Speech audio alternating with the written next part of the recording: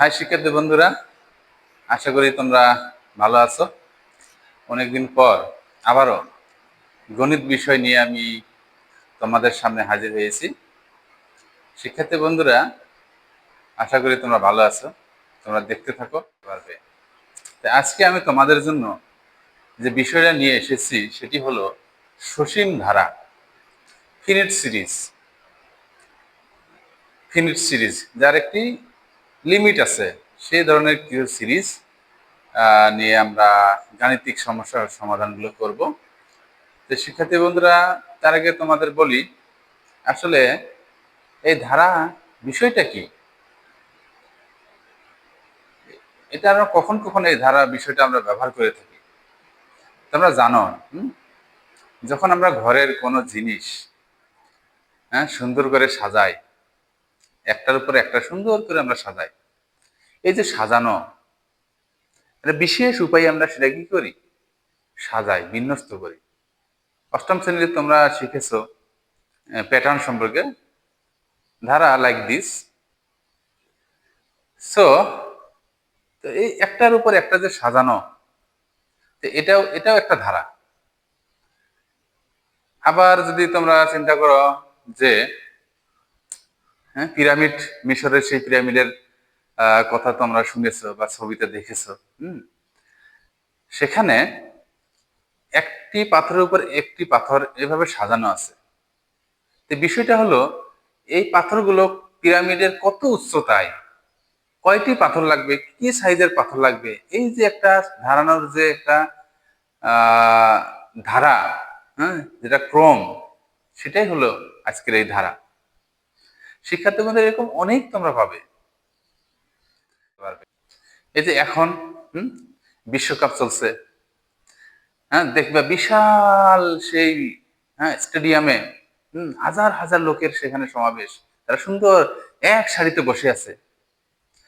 এই যে এখানে যে চেয়ারগুলোকে সাজানো হয়েছে, এটা একটা বিশেষ ধারার মাধ্যমে সাজানো হয়েছে, এটাও একটা ধারা। এই ধারার সূত্রকে ব্যবহার করে তারা সেখানে কয়টি চেয়ার বসবে, কত ফাঁকে কয়টি চেয়ার বসবে, এই সুন্দর করে তারা সেটা সাজিয়ে দিয়েছে এবং দেখতে কত চমৎকার লাগে। তো এরকম অনেক অনেক ধারার উদাহরণ আছে। আর এই ধারা সেই জার্মান গণিতবিদ গাউস, তিনি এই ধারার সূত্রগুলো তিনি আবিষ্কার করেছেন। কথায় আছে, একদিন সেই জার্মান গণিতবিদ গাউসের শিক্ষক তাদেরকে ক্লাসে বলল যে তোমরা 1 থেকে 100 পর্যন্ত ক্রমিক সংখ্যার যোগফল নির্ণয় করো। ক্লাসে উপস্থিত প্রত্যেক ছাত্র এক একজন এক একভাবে তাদের উত্তরগুলো করেছে, কিন্তু গাউস কি করেছে, তার ছোট্ট একটা সূত্র দিয়ে, সে কি করেছে, ছোট্ট একটা সূত্র দিয়ে এন, এই যে এরকম করে ছোট্ট একটা সূত্র দিয়ে অল্প সময়ের মধ্যে সে তার ফলাফল স্যারের হাতে দিয়েছে। সেই থেকে গাউস দেখি সে একজন বিখ্যাত একজন গণিতবিদ হয়েছিল। শিক্ষার্থী বন্ধুরা, এগুলোর বাস্তব প্রয়োগ অনেক আছে, তোমরা শিখতে থাকো, অবশ্যই বাস্তব প্রয়োগগুলো তোমরা বুঝতে পারবে। তো শিক্ষার্থী বন্ধুরা, তোমরা এখানে একটা সংখ্যা দেখতে পাচ্ছ, আমি লিখে রেখেছি 1,3,5,7,9,11। এই সংখ্যাগুলোর মাঝখানে তোমরা দেখো কমা চিহ্ন দেওয়া আছে, কমা চিহ্ন দেওয়া আছে। যদি এরকম কোন সংখ্যার কমা কমা আকারে যদি লেখা থাকে এবং সেটা যদি বিশেষ একটা প্যাটার্নে লেখা থাকে বা বিশেষ একটা উপায়ে বা বিশেষ একটা নিয়মে যদি লেখা থাকে, তাহলে সেটাকে বলা হবে কি, অনুক্রম। তো এই সংখ্যাগুলো হলো এক একটা অনুক্রম। এবং এই অনুক্রমের মধ্যে তোমরা খেয়াল করো শিক্ষার্থী বন্ধুরা, এই অনুক্রমে যদি আমরা এই কমাগুলোকে বাদ দিয়ে, কমাগুলো বাদ দিয়ে যদি আমরা এখানে প্লাস চিহ্ন অ্যাড করে দেই, তাহলে এটি এই অনুক্রমগুলো হয়ে যাবে ধারা। তো শিক্ষার্থী বন্ধুরা খেয়াল করো, এই ধারা কিন্তু একটা বিশেষ উপায়ে লেখা আছে এবং বিশেষ নিয়মে লেখা আছে। তোমরা খেয়াল করো এখানে কি আছে, দেখো যে কোনো পদ এবং তার পূর্ববর্তী পদের মধ্যে যে পার্থক্য, সে পার্থক্য কিন্তু সেম। দেখো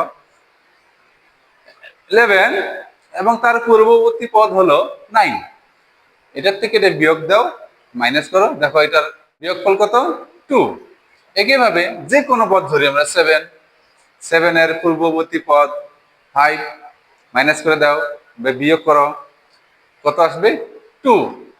আবার 3 থেকে 1 বিয়োগ করে দাও, কত আসবে 2। অর্থাৎ যে কোনো পদ এবং তার পূর্ববর্তী পদের বিয়োগফল যদি সেম হয়, তখন যে ধারাটা আমরা পাবো সেই ধারাটাকে বলা হবে সমান্তর ধারা। এই ধারাটার নাম কি হবে? সমান্তর ধারা। শিক্ষার্থী বন্ধুরা, ধারা কিন্তু দুই রকমের আছে। একটা হলো জিওমেট্রিক ধারা, আর একটা হলো এরিথমেটিক ধারা। তাহলে এটি কোন ধারা? এটি হলো এরিথমেটিক ধারা, যেটা বলা হয় সমান্তর ধারা, এরিথমেটিক। সো এই ধারার মধ্যে আমরা এটাকে প্রথম পদ, দ্বিতীয় পদ, তৃতীয়, চতুর্থ, পঞ্চম, ষষ্ঠ এভাবে আছে। এখন যদি আমরা এই পদ থেকে এই পদ যদি মাইনাস করি, তাহলে বিয়োগফল পাবো আমরা 2। এদের থেকে বিয়োগ করলে, মাইনাস করলে বিয়োগফল পাবো 2। 7 থেকে 5 বিয়োগ করলে বিয়োগফল পাবো 2। অর্থাৎ যদি এইভাবে প্রত্যেকটা পদের এবং তার পূর্ববর্তী পদের বিয়োগফল যদি সমান হয়, তখন আমরা সেই ধারাটাকে বলবো সমান্তর ধারা। সমান্তর ধারা যে বিয়োগফল পাওয়া যায় সেটাকে বলা হয় অন্তর। কি বলা হয়? অন্তর। এবং সেটাকে প্রকাশ করা হয় ডি দিয়ে। তাহলে এখানে আমরা কি দেখতে পাই? যে এখানে ধারার প্রথম পদ এ ধারার সাধারণ